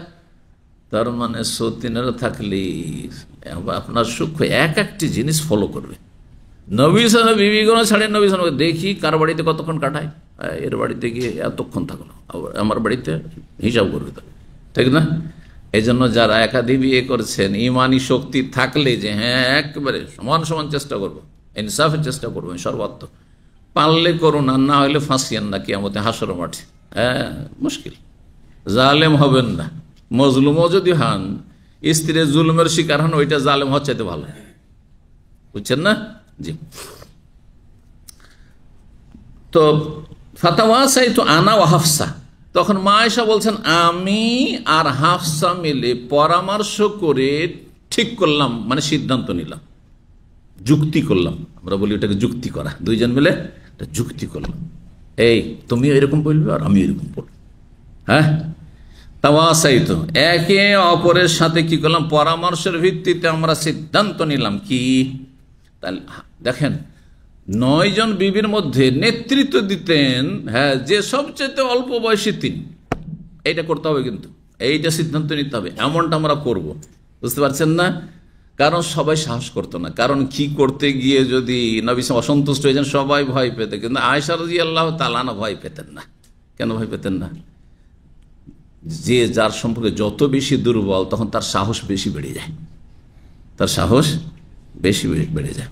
ঠিক, বড় নেতা সাহেব যে আপনার দেশে আছেন, ওর ডানে বামে মেলা আরও তার চেলা নেতা আছে, এমপি মিনিস্টার আছে না নেই? হ্যাঁ, ও জানে যে কার ক্ষেত্রে আমি দুর্বল, আর যার ক্ষেত্রে দুর্বল সেও ভালো করে জানে যে আমি যেটাই করি না কেন ও বড় সাহেব মেনেই নিবে, মেনে নিব, ওকে মানিয়ে নিতে পারবো। তখন ও উল্টো পাল্টা এই সেই যা ইচ্ছা তাই করে, স্বেচ্ছাচারিতা করে। কিন্তু যাদের ভয় আছে যে একটু এদিক ওদিক করলে, হ্যাঁ, মন্ত্রী পদ শেষ, হ্যাঁ, আগামীতে টিকিট পাবো না, আর এই হবে তো সেই হবে, ও সবসময় ভয়ে থাকে। তো বলছেন যে আমরা যুক্তি করলাম কি, আন্না আইয়াতানা দাখালা আলাইহান নবী সাল্লাল্লাহু আলাইহি ওয়াসাল্লাম, আমাদের যার বাড়িতে প্রবেশ করুন না কেন, হাফসা আমার বাড়িতে আসো, ওই একই কথা বলবো, আর তুমি সেম ওই একই কথা বলবে, যাতে করে বিশ্বাস করে নেই নবী করিম সাল্লাল্লাহু আলাইহি ওয়াসাল্লাম। ফালতাকুল, বলবে, আমিও বলবো তুমিও বলবে কি, ইন্নী লা আজিদু মিনকা রিহা মাগাফির, আপনার মুখ থেকে মাগাফির নামক একটি গাছের আঠার গন্ধ পাচ্ছি। মাগাফির এক ধরনের গাছের আঠা, যেটা খেতে হ্যাঁ সুস্বাদু হইতো, আর আরবরা খেত। আঠা কেউ খেয়েছেন গাছের? সব আপনারা এই যুগের মানুষ, কিন্তু আমি আলহামদুলিল্লাহ মানে ও বাপদাদা আমলের পূর্বপুরুষের পুরানো যুগও পেয়েছি আর নতুন যুগও পেয়েছি। সুবহানাল্লাহ। কি বাবলা? বাবলা গাছ আমরা বলি, হ্যাঁ বাবলা গাছ বুঝেন? বাবলা গাছে আঠা হয়, এরকম মেলা গাছে আঠা হয়। হ্যাঁ অনেক গাছ আছে, তো আপনার অঞ্চলে নেই, আমার অঞ্চলে আছে। হ্যাঁ সজনা গাছেও আঠা হয়, কিন্তু বাবলা গাছের আঠা বিশেষ করে আমরা ছোটকালে, ছোট যখন 7 বছর 8 বছর বয়স, বাবলা গাছ অনেক আমাদের মাঠে ঘাটে বাড়ির পিছনে। তো সেই বাবলা গাছের আঠাগুলো আমরা খেতাম চিংগামের মতো। আজকাল চিংগামের নাম পর্যন্ত জানতাম না, তাই না? তো বাবলা গাছের আঠা, তো ওই রকমই মাগাফির এক ধরনের আঠা, যে আঠাটা স্বাদের হইতো আর আরবরা খেত। আর তাতে একটা গন্ধ থাকতো, আবার তাতে গন্ধ থাকতো। অনেকেই মেথির শাক খান। খান আপনারা কেউ? একটু হাত ওঠান তো, কে কে মেথির শাক খান? মাশাআল্লাহ, মেথির শাক খাওয়া বেলা লোক আছে। আরবদের সাথে যদি আপনাদের উঠা বসা হয়, তো আপনাদের একটি পরামর্শ, মেথির শাক খাবেন না। বুঝতে পেরেছেন? মেথির শাকের গন্ধ ওরা বরদাস্ত করতে পারে না, বরং আমাকে গন্ধ লাগে। পরে জানতে পেরেছি, আগে বুঝতাম না। আগে মনে করতাম হয়তো এটা শারীরিক হরমোনের সমস্যার কারণে কারো শরীরে গন্ধ বেশি হয়, কারো শরীরে গন্ধ কম হয়, এটাও তো হয়, তাই না? একজন মানুষের গোসল করে আসলে ওর বাথরুমে ঢোকা যাবে না। আরে গোসল কেন, লিফটে। আমি এর আগে অনেকের সাথে হয়েছে, লিফট থেকে বেরিয়ে তারপরে ঢুকেছি, মনে হচ্ছে যে আমার দম বন্ধ হয়ে যাবে, মুশকিল ব্যাপার। যেখান দিয়ে গেছে চলছে ওর গন্ধ, গায়ের গন্ধ ছেড়েই গেছে ও। কিছু মানুষের সৃষ্টিগত, আর কিছু মানুষের বদ অভ্যাস আছে, ও জুমাবার ছাড়া গোসল করবে না। আছে, আমি বাঙালিদের কিছু ভালো গুণের মধ্যে এটা একটা ভালো গুণ বলি। আমার বিভিন্ন আলোচনা অনেক পুরাতন যুগ থেকে আছে, কি জানেন? এরা নফল গোসল খুব করে। নদীর দেশের মানুষ গোসল করতে তার পানির অভাব নাই, যার ফলে নফল গোসল বোঝেন না, ডেলি গোসল। ডেলি একবার গোসল কোথায়? পুকুর আছে, চলছে, বর্ষা বৃষ্টিতে ভিজছে, আর তারপরে নদী আছে সামনে, সকাল বিকাল 14 বার করে নদীতে নামছে, ডুব দিচ্ছে, হয়ে গেল 5 বার গোসল হয়ে গেল। হ্যাঁ, কিন্তু অন্যান্য জাতির গীবত যেহেতু হয়ে যাবে, সে জাতির নামটা বলবো না, বেশ কিছু জাতি আছে আল্লাহুল মুস্তাআন, ও জুমাবার ছাড়া জীবনে গোসল করে না। আর যদি জুমা না পড়া মুসলমান হয়, তাহলে তো গোসলই করে না, ও মাস ফরজ না হইলে। এত গন্ধ থাকে ওদের শরীরে, আল্লাহ হেফাজত করবে।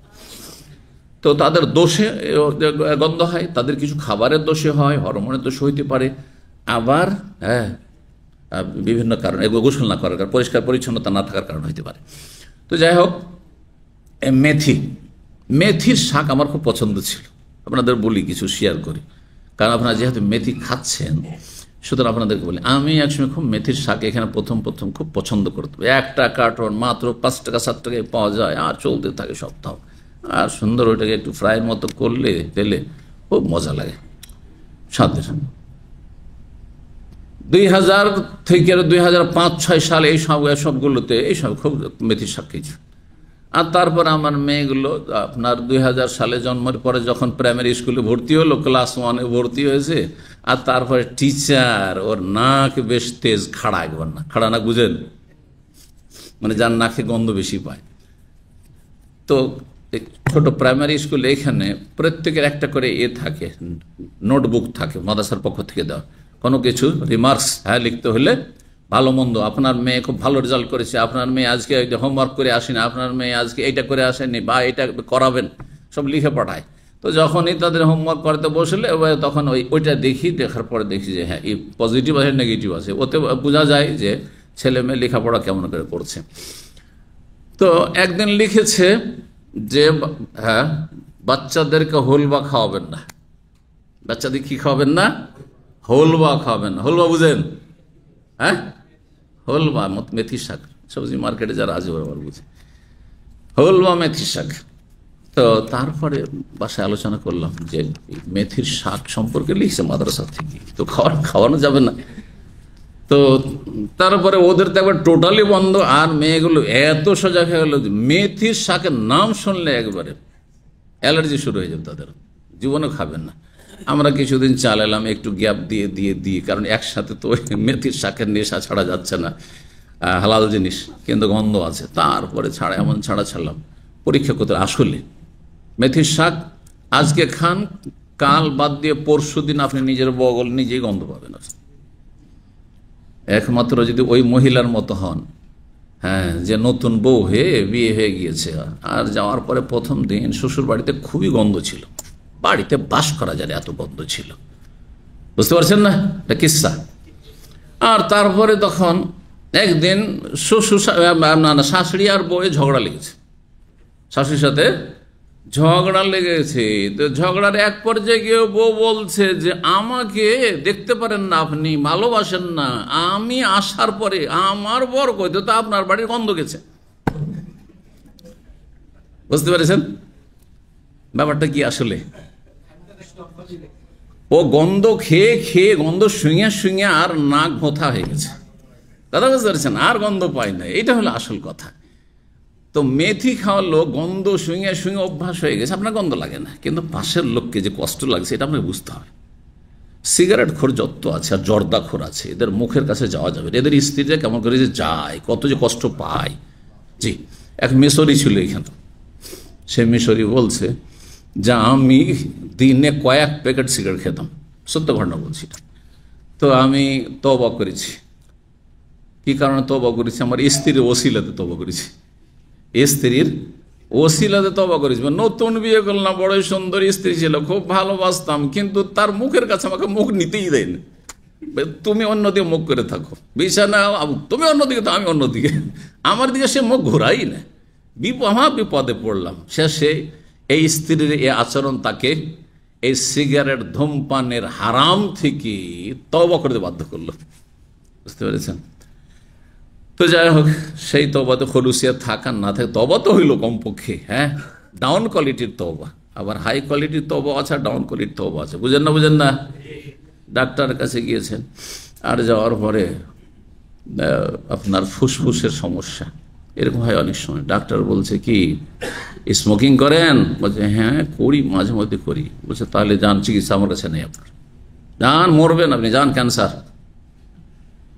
সাথে সাথে তওবা, এমন তওবাতান নাসুহা, ঠিক কি না? নাকি পাবেন হাই কোয়ালিটির তওবা না ডাউন কোয়ালিটির তওবা? একেবারে নিম্ন কোয়ালিটির তওবা।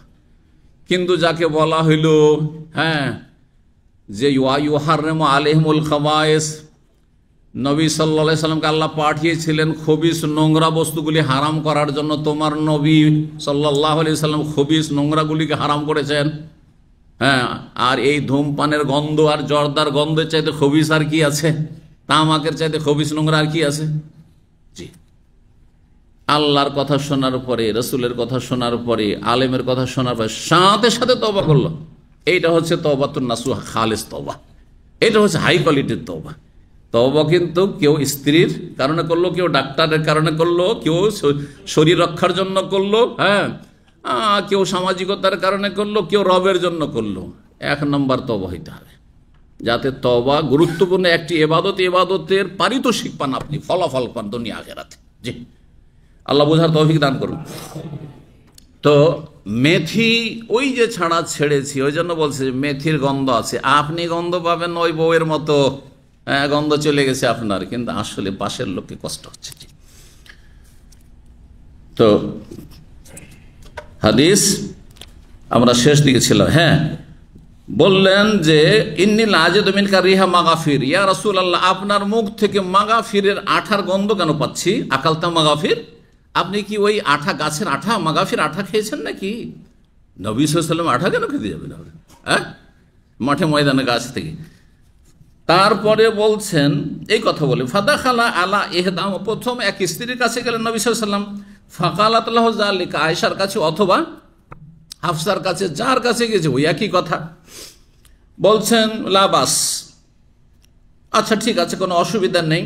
সারেব তো আসলান, আমি কিন্তু কোনো মাগাফির খাইনি, তবে মধু খেয়েছি ইনদা যায়নাব বিনতে জাহাশ, যায়নাব বিনতে জাহাশের কাছে। ওয়ালান আউদ আল্লাহু, তাহলে খাবো না।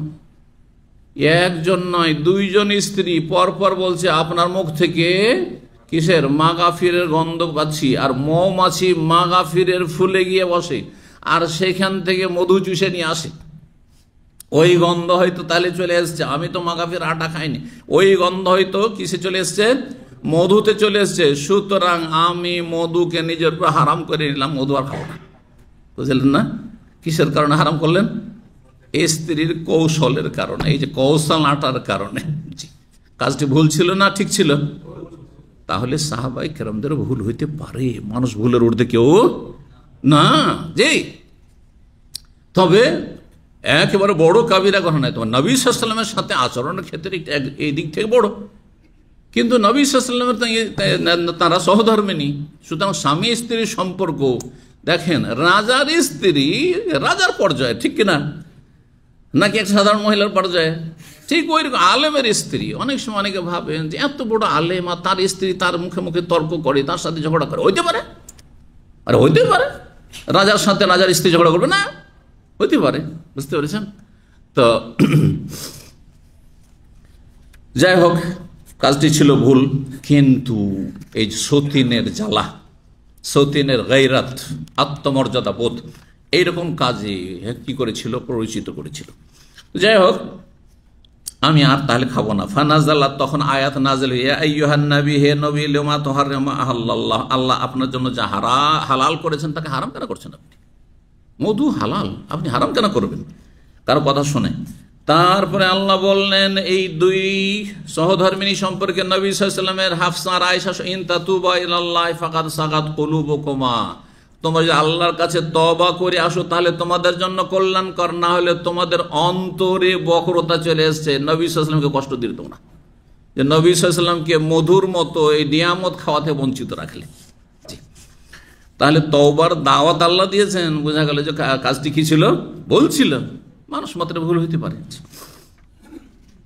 কিন্তু যারা বড় তাদের ভুলগুলি বড় আপনাদের মনে হইলো, তাদের তওবাও বড়, হ্যাঁ, তাদের খুলুসিয়াতও বড়, তাদের নেক আমলের কোয়ালিটি অনেক বড়। এইটাও মনে রাখতে হবে।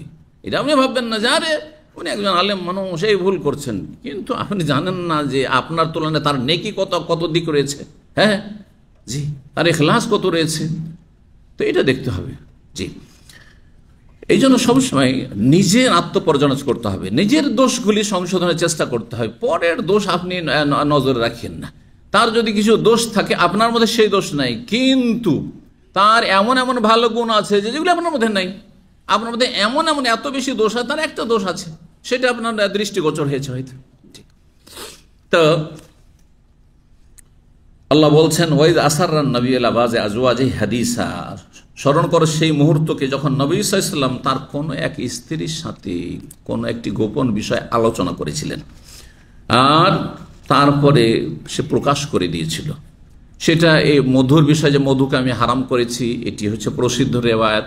আর কোন রেওয়ায়াত আছে যে স্ত্রী, কোন এক স্ত্রীর পালার দিনে তার যে দাসী ছিল নবী সাল্লাল্লাহু আলাইহি ওয়াসাল্লামের দাসী ছিল মারিয়া কিবতিয়া রাদিয়াল্লাহু তাআলা আনহা, তার ঘরে গিয়েছিলেন, তার সাথে মিলিত হয়েছিলেন।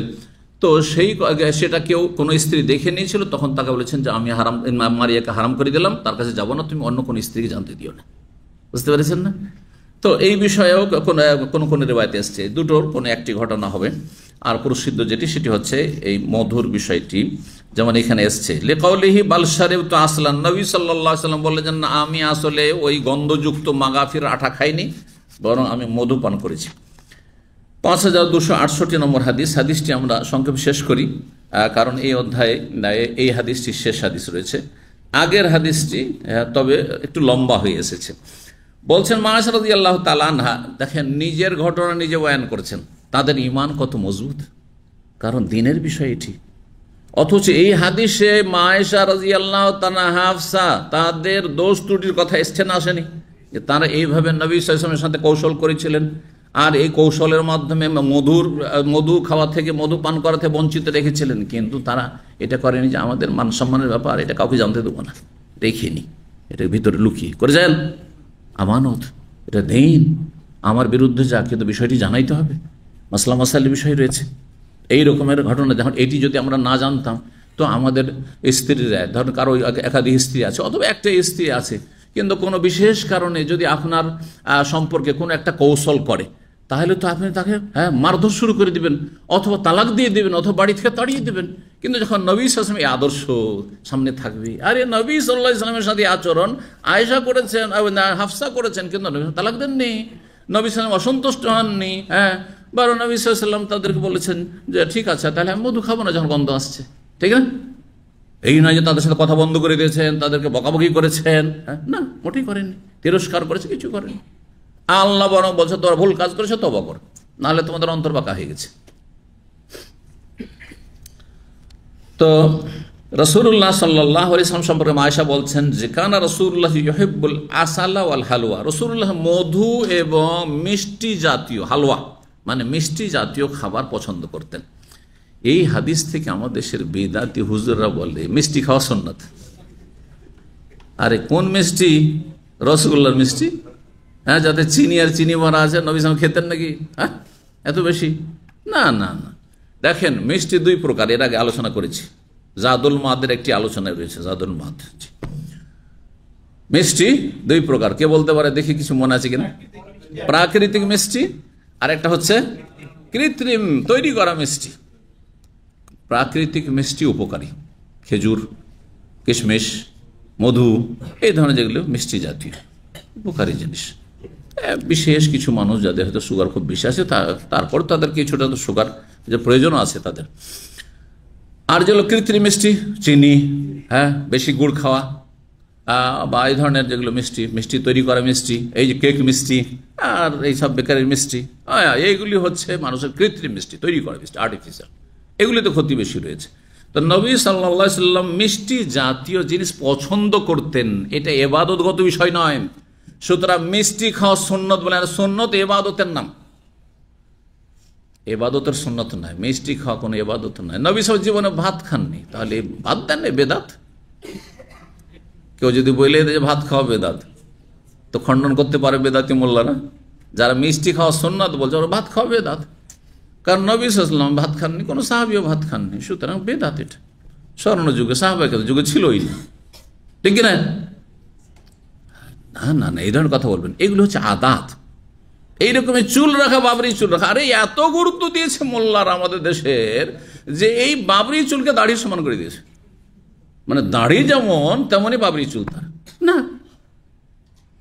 এই জন্য দেখা যাচ্ছে খোলাফায়ে রাশিদিনরা এই বড় চুল রাখেনি। এটি আদাত। আদাত মানে প্রথাগত বিষয়, প্রথাগত বিষয়। পাগড়ি, পাগড়িকে আমাদের দেশের মোল্লারা ইবাদত বানিয়ে দিয়েছে।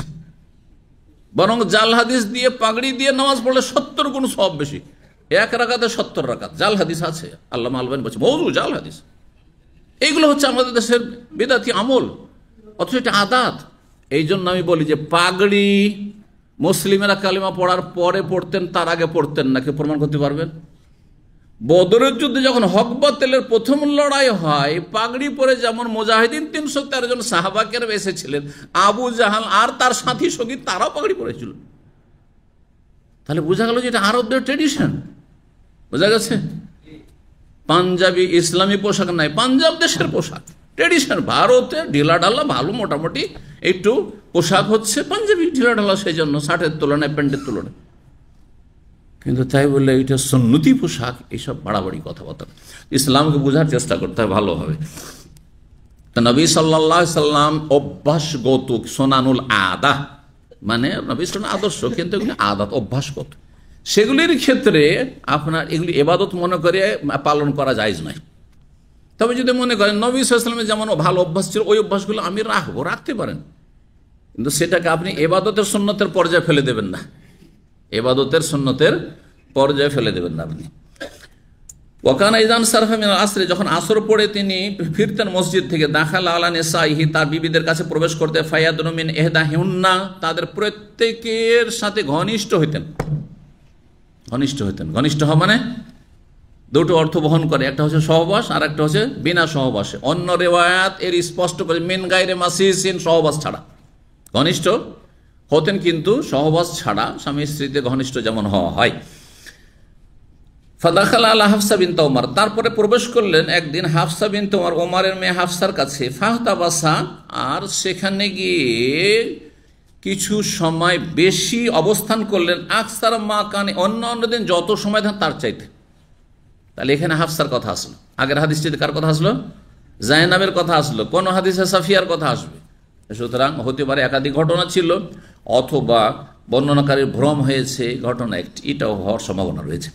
তো যাই হোক, ফাগির তো মা আয়েশা বলছেন তখন আমি আত্মমর্যাদায় চলে আসলাম, মানে আমার আত্মমর্যাদায় আঘাত লাগলো, যে এটা কেমন কথা, আমার কাছে কম সময় থাকে, আবার হাফসার বাড়িতে এত সময়, মানে কেন?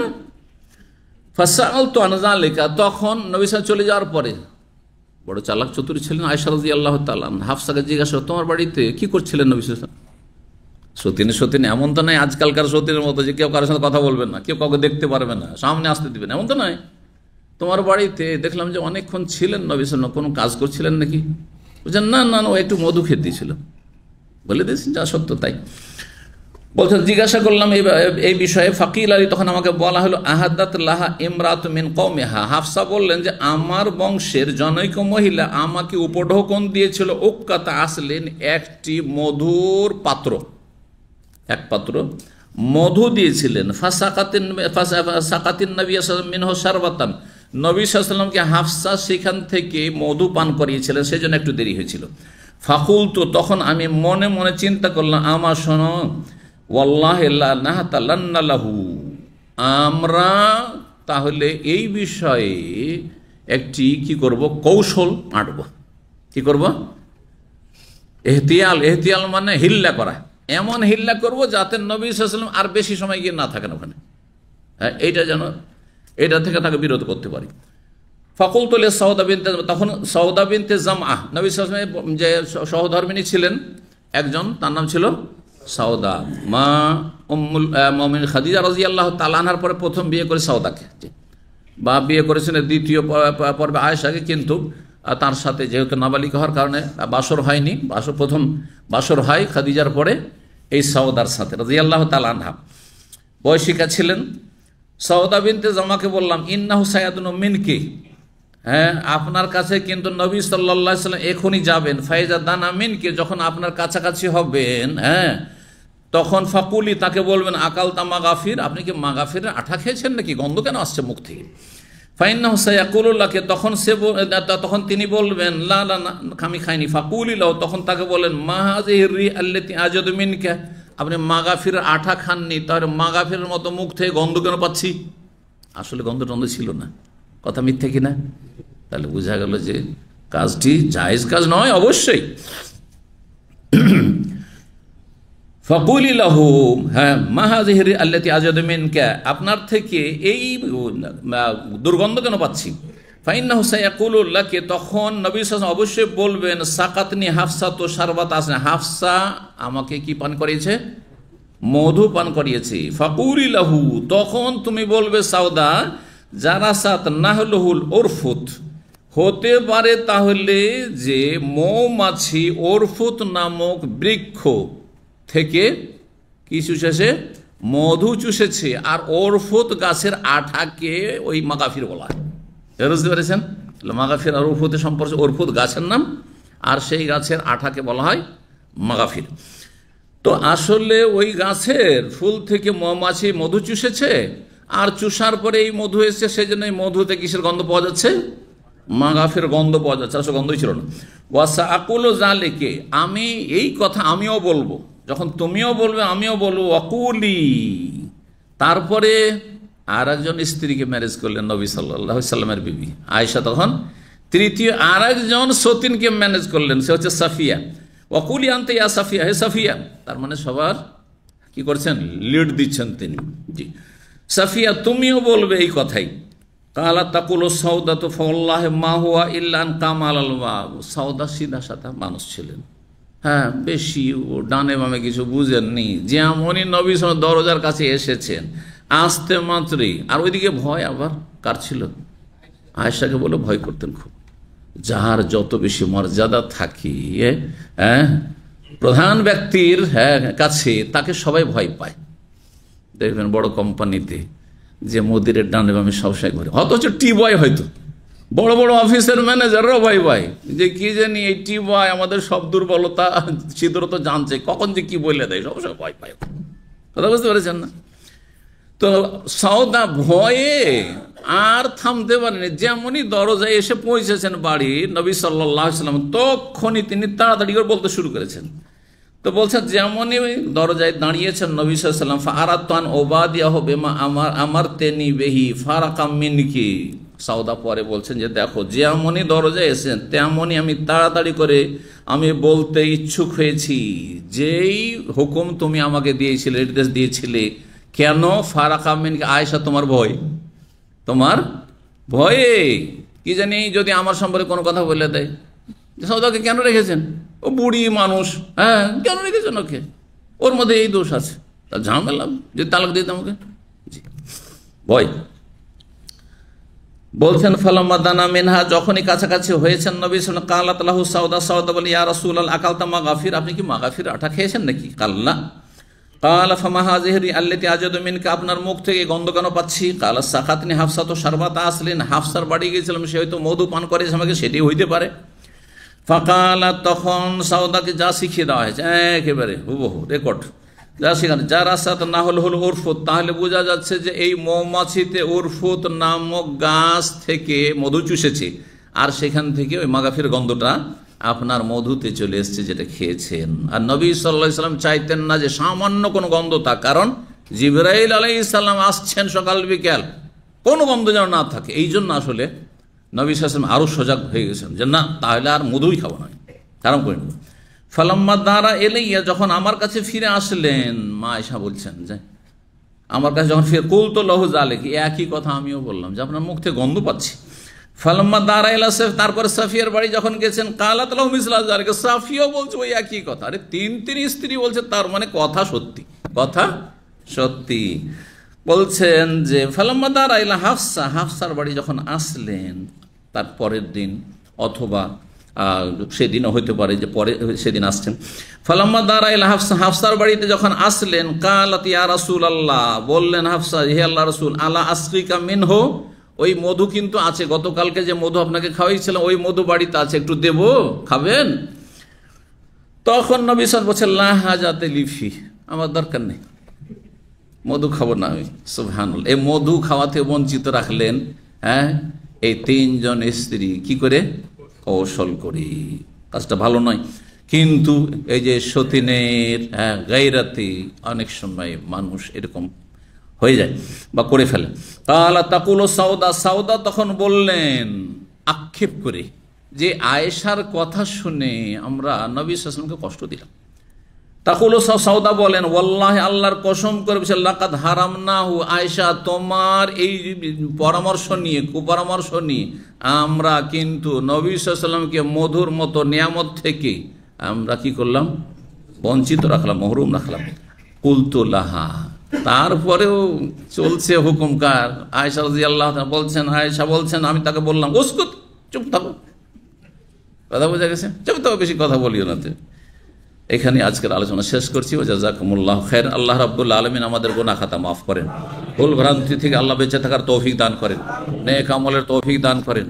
আল্লাহ রাব্বুল আলামিন জান্নাতীদের দলে শামিল করেন। জালেমকে জালেম দিয়ে আল্লাহ ধ্বংস করেন, মাজলুমদেরকে আল্লাহ সাহায্য করেন, আমাদের অন্তরকে ঠান্ডা করেন জালেমকে ধ্বংস করে। রব্বানা আতিনা ফিদ দুনিয়া হাসানা ওয়া ফিল আখিরাতি হাসানা ওয়া কিনা আযাবান নার। ওয়া সাল্লাল্লাহু ওয়া সাল্লামা আলা নবিয়িনা মুহাম্মদ ওয়া আলা আলিহি ওয়া সাহবিহি আজমাইন।